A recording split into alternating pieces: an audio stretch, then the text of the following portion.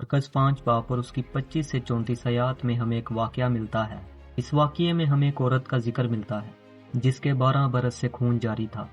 मगर क्या आप जानते हैं, इस वाक़ये के अंदर यीशु मसीह के मुतल्लिक एक पेशीन गोई पूरी हुई। आइए पहले इन आयात को पढ़ते हैं, फिर उसके बाद इस नबूवत के ताल्लुक से बात करते हैं। फिर एक औरत जिसके 12 बरस से खून जारी था और कई तबीबों से बड़ी तकलीफ उठा चुकी थी और अपना सब माल खर्च करके उसे कुछ फायदा ना हुआ था, बल्कि ज्यादा बीमार हो गई थी।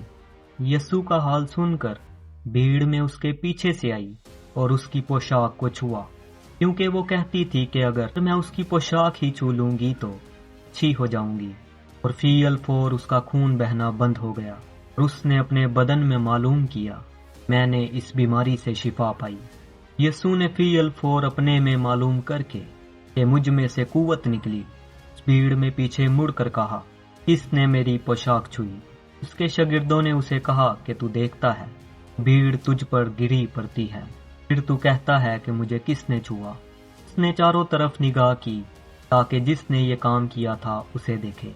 वो औरत जो कुछ उसे हुआ था महसूस करके डरी और कांपती हुई आई और उसके आगे गिर पड़ी और सारा हाल सच सच उसे कह दिया। उसने उससे कहा, बेटी तेरे ईमान से तुझे शिफा मिली, सलामत जा और अपनी इस बीमारी से बची रह।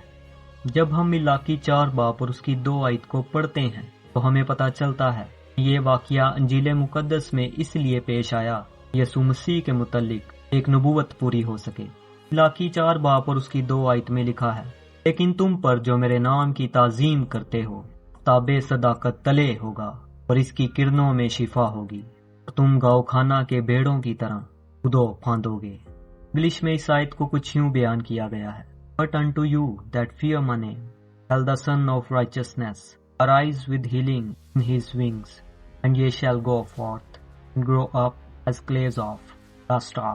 यानी जब आफताबे सदाकत ले होगा तो उसके परों में शिफा होगी। यानी कि यीशु मसीह की पोशाक को इन परों से तशबीह दी गई है जिनसे उस औरत ने शिफा पाई। इसके 12 बरस से खून जारी था।